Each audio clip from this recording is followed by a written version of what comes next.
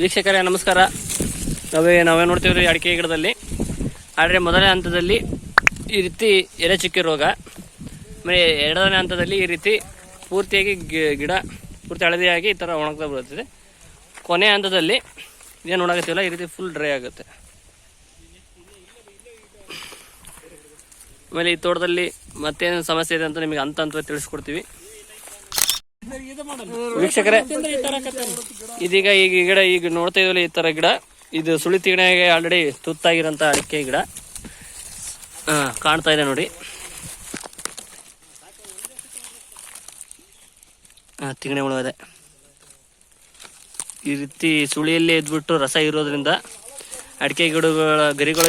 ಈ ಕೀಟದ ಲಕ್ಷಣ ನೋಡುವುದಾದರೆ, ಈ ಕೀಟವು ಚಳಿಗಾಲದಿಂದ ಹಿಡಿದು ಬೇಸಿಗೆಯಲ್ಲಿ ಇದರ ಹಾವಳಿ ಶುರುವಾಗುತ್ತದೆ.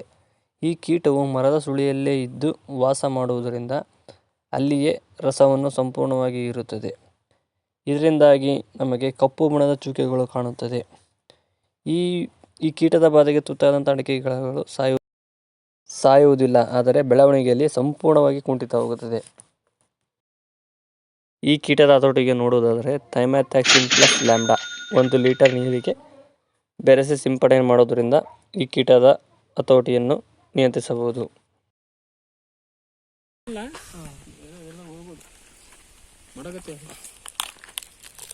ಕೇಳಬಾರ್ದು ಸುಮ್ಮನೆ.